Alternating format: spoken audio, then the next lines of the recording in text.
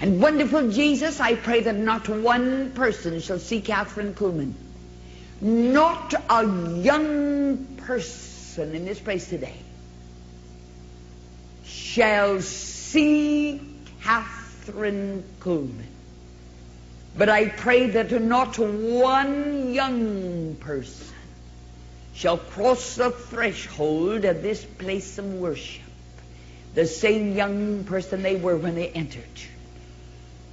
The Holy Spirit shall move upon our waiting hearts. What I pray for them, I pray for myself. For no one in the whole world is as hungry for more than the one who's speaking this morning. If only these young people could know it. For just a few minutes as I bare my soul to them, I shall do something I've never done in my life before, never. And yet it's something I have to do. But through it all, may they know that the one who's speaking is crying out for more. Because there is so much more. Every atom of my being is crying out for more. So much more. It's a simple prayer, but you know my heart. I never plan too much in advance. And I'll just be very frank with you. I usually take one day at a time. I take one service at a time. If I planned in advance, I would have had a nervous breakdown a long time ago. And let's just be practical about the thing. It's just like that. I knew I had the great service yesterday, and so we were praying about that. Last night, weary in body, I'll tell you, that was one of the shortest nights I ever spent. Something happened to Tulsa time. I don't know what it was. But when I awakened this morning, I was like in the same position when I went to sleep last night. And I don't remember going to bed, you know. But when I awakened, I tell you the truth, I knew exactly what God wanted me to do. And I'm doing something I have never done in my life before. I tell you the truth. What I say to you, the world does not know.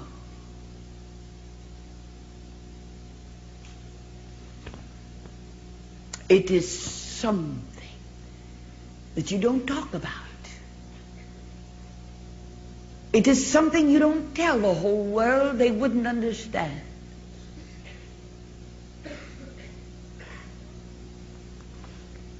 God has a purpose. God has a reason for having asked me to do what I'm doing. I'm going to tell you what Kathryn Kuhlman is really like.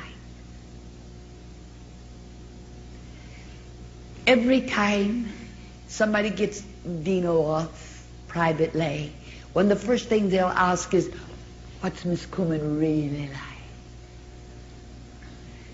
Wherever they get my Maggie, I don't care where we are, anywhere in the nation, they'll get Maggie off and say, now Maggie, confidentially, what is Miss Kuhlman really like?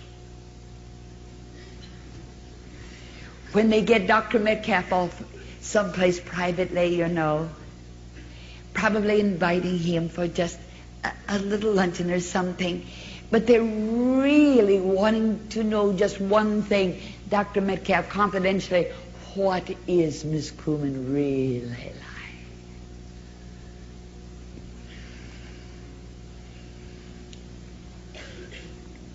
Few people really know. My sister, my older sister, who's old enough to be my mother, said not more than 3 weeks ago She looked me directly in the face and she said, you know, Kathryn, I really still don't understand you. I really still don't understand you. And I often smile when those who are nearest to me will say, that's all right, we understand you. I know Kathryn Kuhlman. I know her better than anyone else in the whole world. And for just a very few minutes, I'm going to tell you what she's really like. You see what the world sees is just the glamour of it all. All of that 14,000 people really saw yesterday. All that the thousands of people really see of Kathryn Kuhlman is she comes walking out on stage with a long white dress. And they see the smile. And some say she's a little too theatrical.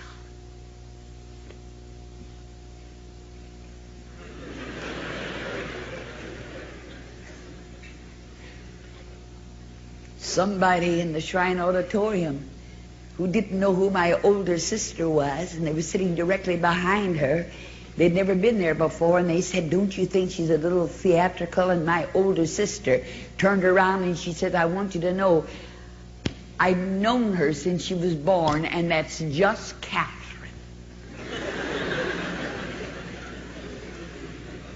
And they see the glamour of everything, and they think it's wonderful.